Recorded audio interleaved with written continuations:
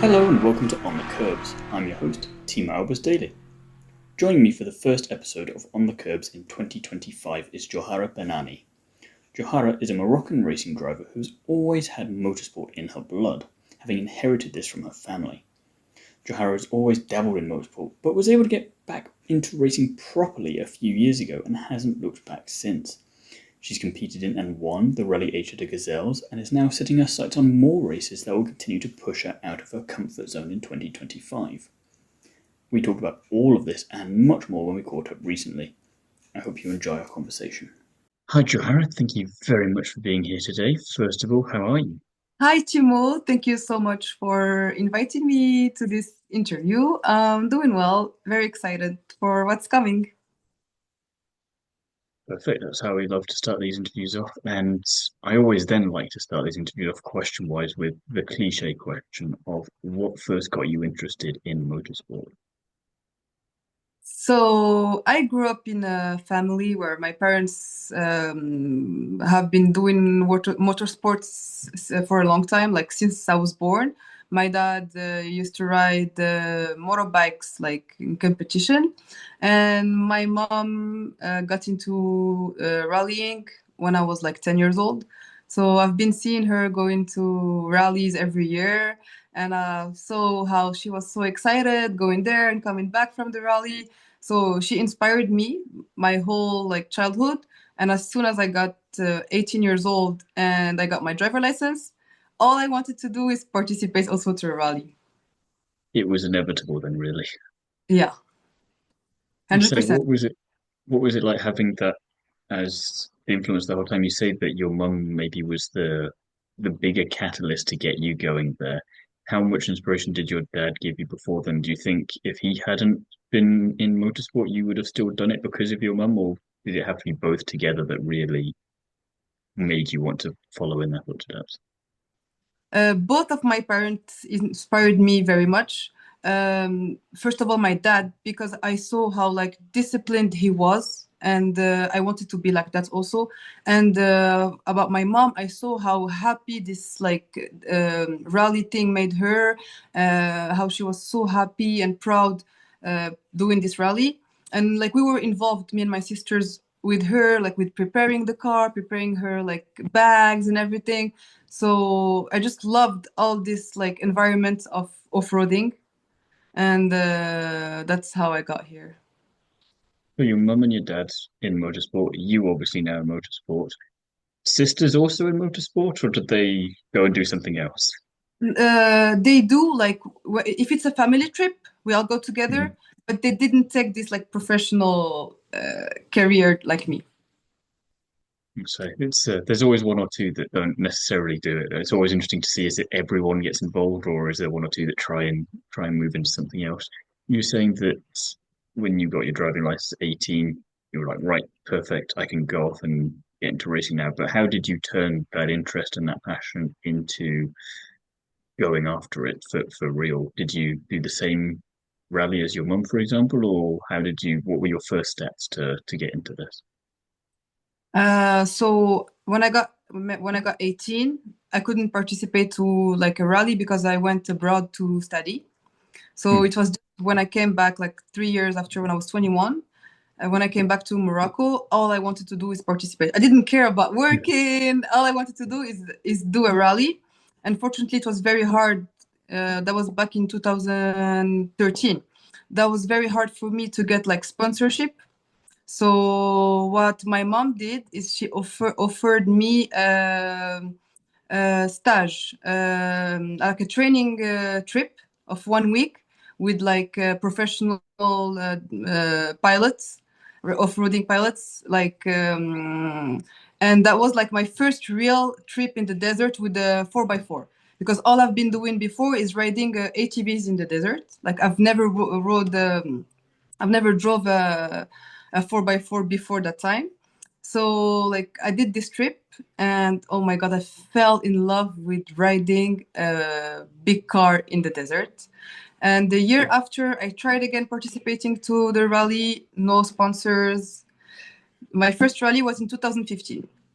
So and at that time I was just doing this as a hobby. So I did it in 2015, and then 2 years later, 2017, and that was still just a hobby that I enjoyed doing. And when I realized I wanted to do it like professionally, that was in 2023 when I won my first race. That's when like I was like, oh my God, I think I was made for this. I'm good at this. Let's just like train more, perform more, and let's like take this professional path. I was about to say that 3 years when you went away, that must have felt like a long time to not race because, like you say, you turn 18, you want to do it, but then you go and you study, and it's a sensible thing to do, perhaps, maybe to have something else to do as well. But then that's only part of the journey to then getting there, and you have what, 10 years before you then kind of figure out that this is definitely what you want to do. Was that the longest 10 years of your life in some ways? Yes, but like I've always had that in like somewhere in my mind. I was, just like I've tried. I just like I didn't know I wanted to do that really. I just loved this. That was just a hobby at the beginning.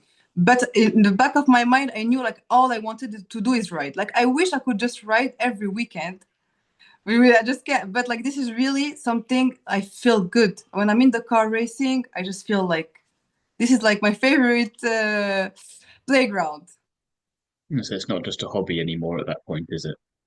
Yeah, no, no, no. Now, like, I did Rallye du Maroc. This is like the sweater from Rallye du Maroc.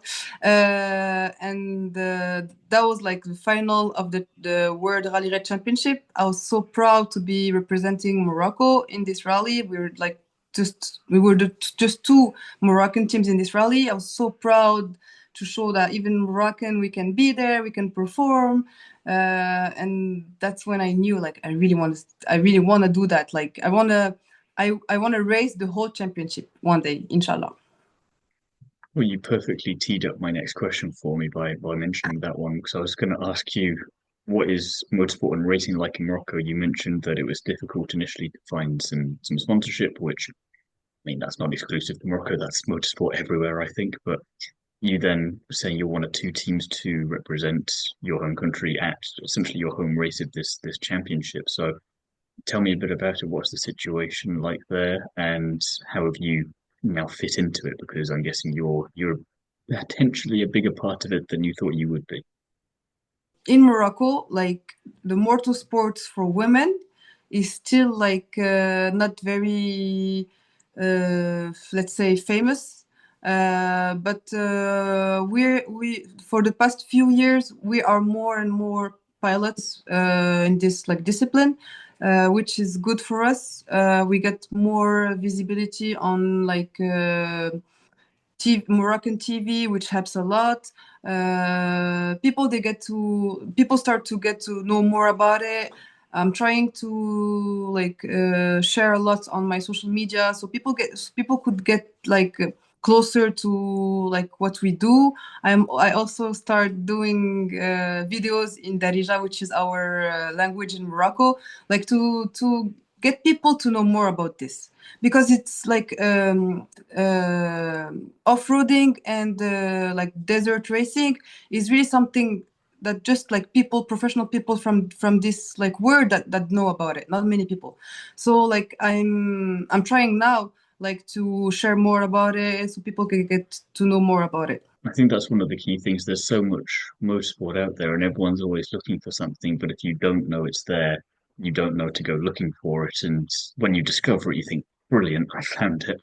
But until that moment, it can be really tricky to do it. So I'm glad that you're kind of doing what you can in that sense, to push more of it out there. Um, so you mentioned that you raced at the end in 2023, and you've been racing a bit more consistently since then. Mhm. There's a couple of wins that you've got along the way that I'd love to hear more about. So tell me about those, please. So in 2023, I participated with my mom. That was a dream because the races I did before, we were separated in two different teams because of sponsorship. She found her own sponsor, I found my own, and then we couldn't race together. In Competitors. 2023, a sponsor made our dream come true and chose us to race together.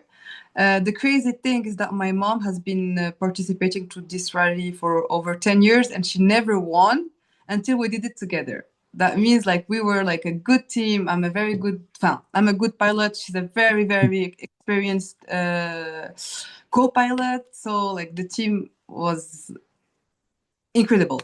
So we actually I didn't go there to win at that time. I just was just so happy to like share this experience with my mom.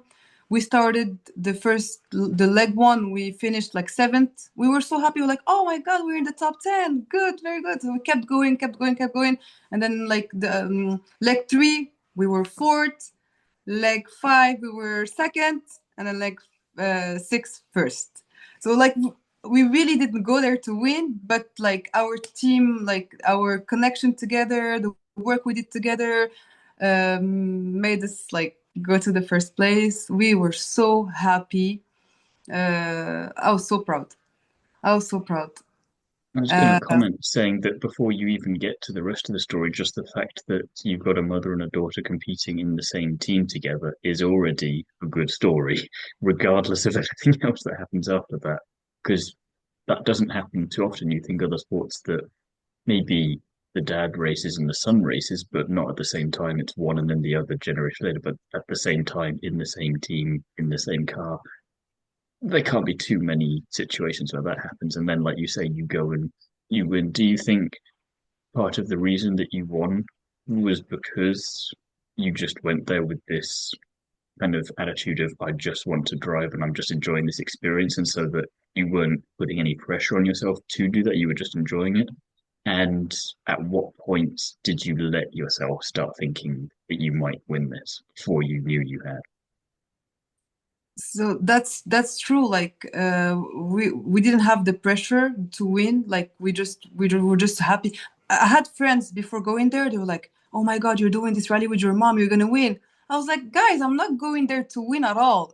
I love this rally. I'm going there for the adventure, for the experience. Like winning for me is just like a plus or something. Like I was not going there to win at all. So I think that's what, like you said, took the pressure off. We were just like doing our best without the pressure, you know. So I think this helped a lot. But when we got like uh, second or third after leg five, that's when I was like, oh my god, maybe we can do it. So the last 2 days we were very focused because we wanted to win. Mm. When we saw our stuff in the podium, we were like, you know what, there's 2 days left, let's give our best, and it Did you paid off. talk about it, or did you just look at each other No, no, and kind of give no, each no, other we talked. looks and just okay, you talked about it. Um, even the rally I did before, I was very focused on the ranking, but not to be first, just to be better every day. Because like as I told you, we started It's a racing seven. driver mentality. Yeah, but like I just wanted to get better every day. Like, oh, yesterday I got 10, and then maybe tomorrow if I do less kilometers, I can win like 2 or 3 spots, but never to win. But I think that's what helped also. I agree. It's competing with yourself, but not Yeah. too much at the same time. It's that you found that balance straight away, but then obviously that can get harder to maintain when you get close to the front. Like you're saying, yeah, okay, I might have to take this a little bit seriously now because I actually want to get there. It's doable. Um, Yeah. the second win, was that the following year, or when was that? And tell me a bit about that one as well. So I imagine So that after that first win, the second win, enjoyable, but was it more satisfying than the first one? Because that first one must be pretty special. the first one was special. That was because that was with my mom. And let me tell you something. I think I won the second time because I did the rally with my mom the year before. And honestly, doing the rally with my mom, I learned everything with her. Like I was not, I've never been really into the navigation part because I like to drive. So I'm like, the co-pilot does his job, I do my job. But the year I did it with my mom, I learned everything from her. Like she taught me everything that she learned for 17 years, you know? So the year after, I didn't do it with my mom. We were in separate teams. She was with Mhm. another girl, I was another girl.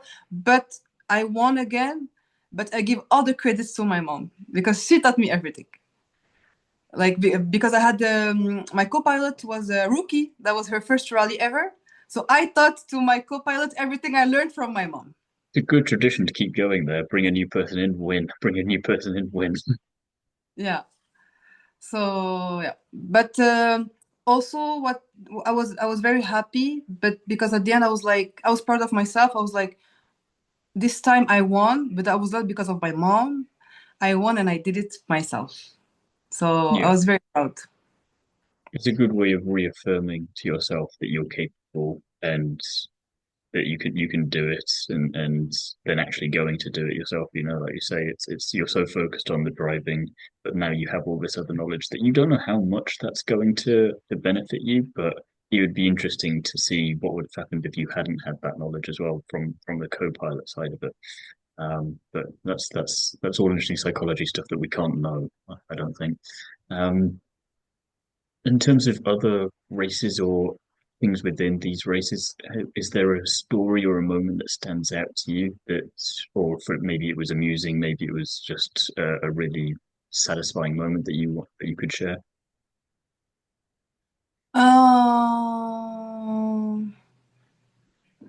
Um, like in the Rallye Aicha des Gazelles, like everything is just amazing.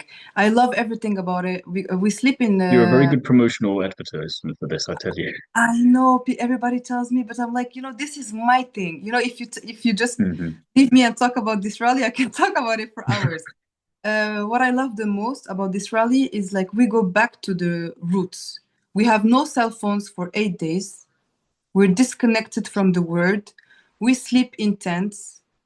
We're in the nature. It's amazing. Our desert is so beautiful. Just like good energy. Like I love it because other than like the competition and racing part, it's also like we we recenter, we reconnect with ourselves, and that feels amazing. Like that's what I go and look for. There's the win, there's the competition, but like the reconnecting with the nature, with ourselves, it's amazing. That's what Yeah, I love the most. again, I stand by what I said. You're a very good advertisement for it because I want to go and I can compete in that one. I don't think so. Um, but on the flip side of that, what's been the most challenging moment that you've faced so far in your racing, and how did you overcome that? We had like in 2023, the first race with my mom, 10 kilometers before the finish line. I had two punctures at the finish line, 10 kilometers before the finish line, and the back of the trunk of the pickup didn't want to open. It was locked with a lot of dust and Of everything. course. And we cannot get the tires, the spare tires from the back without opening the door. We stayed there for 2 hours, and we You'd have been were. quicker walking. What do you say? You'd have been quicker walking the last 10 kilometers at that point, No, we can't. We have to get there with the car. I know. But oh my God, we stressed. We were first. We knew we were first at that time. And the Mm, thing is, we took a part. We went in the cap. So and that was a very difficult like mountain that we had to go up and go down. Nobody took the same road as us. We did that to like uh, confirm our win and like hmm not making any meters more. But I had two punctures because the rocks were very very sharp. So I started crying. I did some crazy things. I chew a gum and I tried to cover the hole. We Yeah. stayed there for 2 hours, and we thought we were gonna lose our first place. And then I did something. My mom, she was like, "Say Bismillah, Bismillah," and opened the trunk. And I did. I said Bismillah, open the trunk, and the trunk opened after 2 hours of waiting. Like, oh my God! So we did it. We changed the two tires, and we came back. And after when we got there, everybody was like, "What happened? We saw you in the like tracking system on the Mm. website. We saw you like stuck there for 2 hours. You got so scared. What happened?" Blah, blah, blah, blah. And then we explained everything, and and then we forgot about it because we just got there. We knew it was first, but that was a scary, scary, scary moment. Like, oh my God. And so I you're thought I getting was that gonna close lose. to the That end was and like then 10 not kilometers before the making finish it. line. Yeah. No cars passing by. We were alone in a mountain, like going down. That was crazy. Two things on that one. The when you went on the way down afterwards, that must have felt even better than you would have thought because you had that 2 hours there and you're finally we can actually get moving. It must have felt so much quicker than it probably was. Yes, yes, Um, yes. and Bismillah, what does that mean? Bismillah, it means in Arabic, I'm a little uh, rusty. how can I say it? We say this word before we do something. So God is with us and help us. Ah, okay, okay. Well, And it like, worked in that instance. yeah. So sometimes we forget to make this little prayer. And Mama, she Hmm. was like, say this and try. And it worked. And it worked. God was with us, alhamdulillah.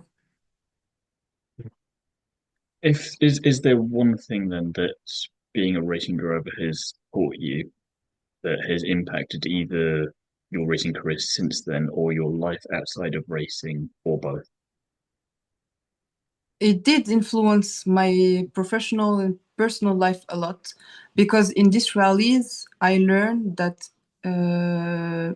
everything is possible. That sometimes we can put some limits to ourselves and say, "Oh, this I can do it. This I'm not able to do it. I'm a woman. I can do that. Or I need somebody to help me, whatever." And in these rallies, you learn to do everything on your own. Like I told you, we have punctures. We have to change two tires. We're stuck in the sand. We have to get out by ourselves. If we have a problem, we have to fix it ourselves. So and we're like so. When I come back from the rally, every rally, I'm like, wow, I did that by myself. I'm unstoppable. I can do everything, anything. So it gives me like it gave me a lot more self-confidence, and now I feel like more confident in everything I do, like I told you, in my professional life and in my personal life also. And it's also teach a lot of discipline and like self-resilience, like a lot of values that I get from there that I can use on my daily life.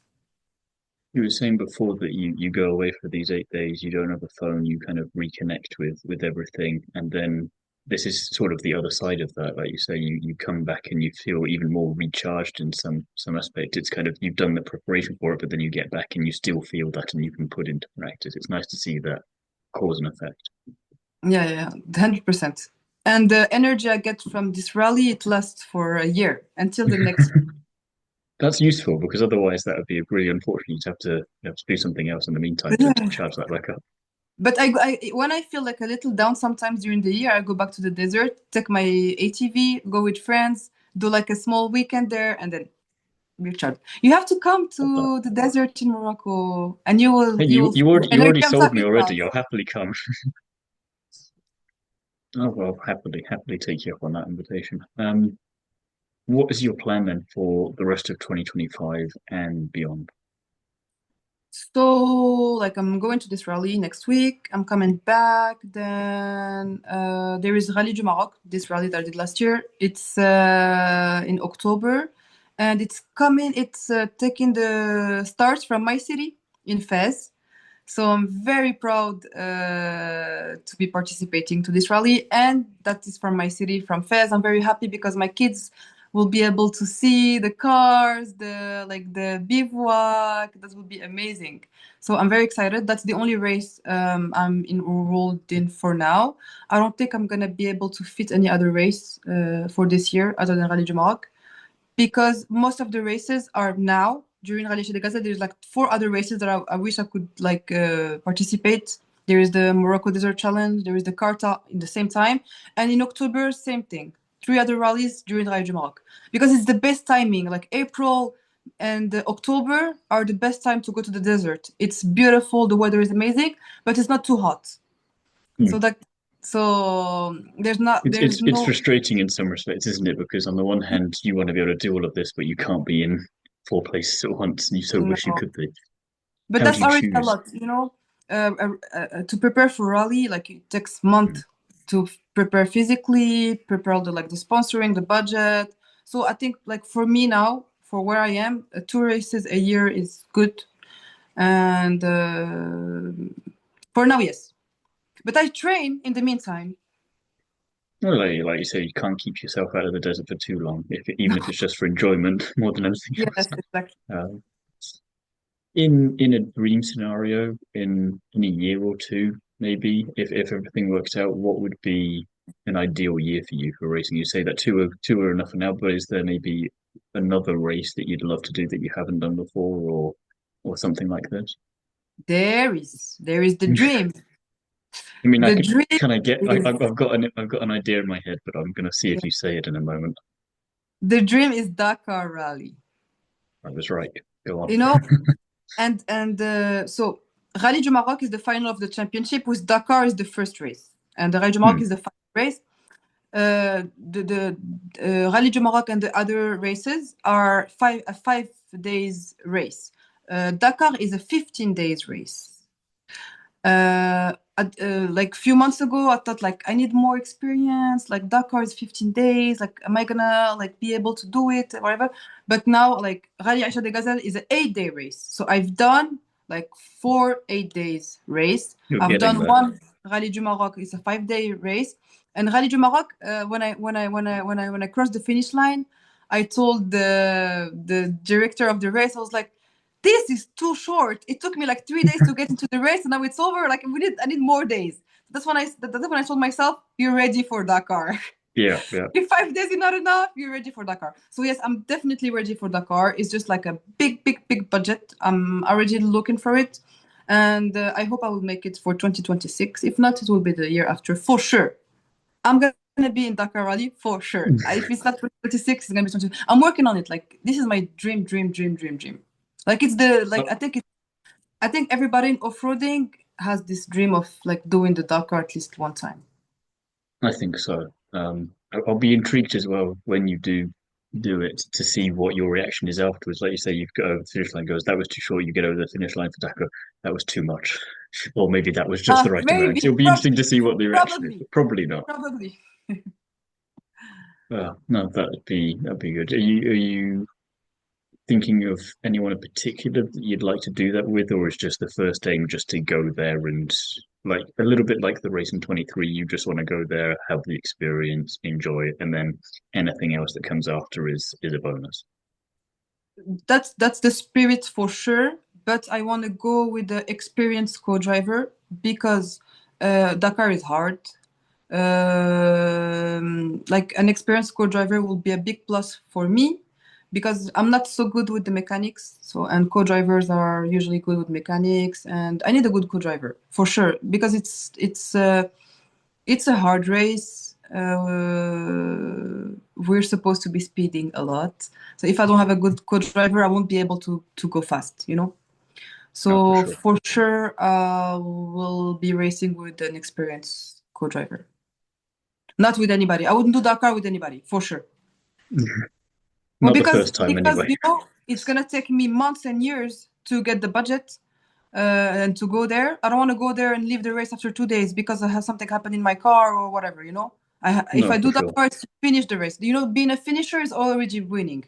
So my Again, you goal, read my for, mind. I was about to say, finishing is the reward in itself a lot of the Dakar because of you see so course, many vastly experienced drivers go there and year after year and they still can't manage it. So, yeah, it's again you want to take it seriously, but then you want to make sure that I think it's one of those things where I've had this before with other drivers on other rallies. You get a certain percentage into the race, you get to a certain day and you suddenly realize where you are and what you're doing, and you kind of have that enjoyment one. But then you go back to being serious and taking it serious because you kind of have to refocus on what you're doing at that point. yeah, that's exactly it.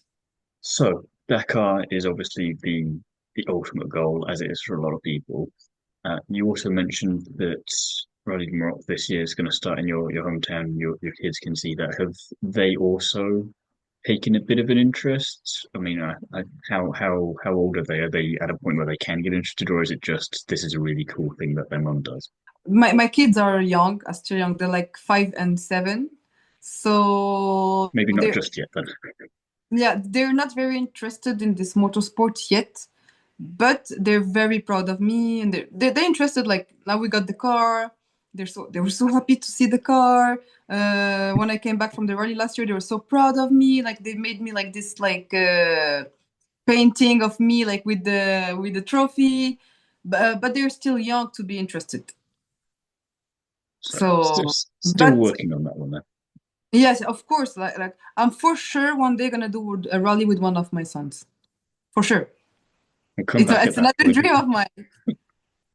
So get Dakar sorted, and then that'll be the next thing. As soon as he's 18, I'm getting him with me in the car. It sounds like he doesn't have a choice at that point. Like he's doing it. No, It's happening. no choice. Follow Mama's Well, path. there's worse things to do. To be fair, you make it sound like a lot of fun, so I'd be doing it. A couple of fun questions, not to do with motorsport, to finish off. If you could have dinner with anyone from history, not motorsport related, because I have to stress that because people have tried using that before as a workaround, who would you choose and why?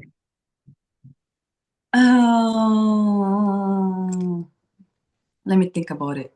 Like honestly, I have nobody's coming to my mind right now. Nobody's coming. I'll come back to it in a second, then I'll give you this other question, which might be Like slightly I easier. want a real like answer, like, Hmm. but nobody's coming into my mind right now. Alors, maybe that will be my grandfather, the Okay. father of my dad. I didn't get to know them. They passed away before we were born, me and my sisters. But my dad keeps talking about his father, like because again, it's my grandpa who taught my dad all of this about this motorsport. He bought him his first bikes when he was 14. So like, and he always talks about him like being like a great person. So I wish like I could meet him. Was he someone from what you know who was just interested in motorsport, or did he do stuff as well? No, he was not interested in motorsport, but he allowed my dad to live his dream. Like Okay. not many So parents he like helped allow their start kids. everything. Yeah, like because my dad used to tell me like when he was 14, like nobody would have a bike at 14. Hmm. My grandfather bought him his bike, and my dad tell me like when he got the bike, he put the bike in his room and he slept in front of his bike the whole night watching his bike. I could imagine you So doing like the same thing from what you've been talking. yes, I would definitely do, like my car is down like the party. If I could have it here, I would have it here. I just love it. Yeah.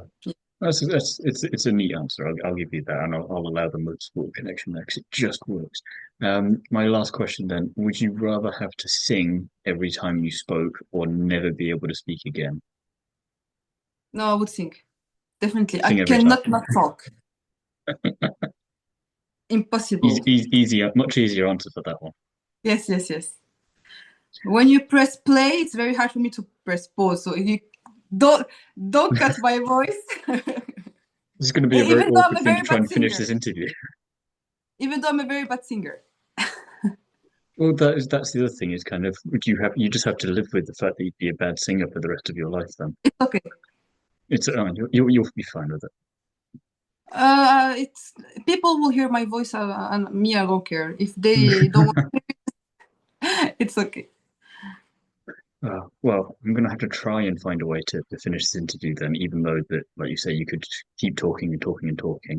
And I'll wish you the best of luck for the rally coming up and for Thank the one later you. in the year. And I mean, I'll be keeping an eye anyway and be looking forward to seeing you at Dakar either next year or the year Inshallah. after. Thank you. Thank you so much, Thiemo. That was very nice talking to you again. And I hope to see you soon in Morocco in the desert.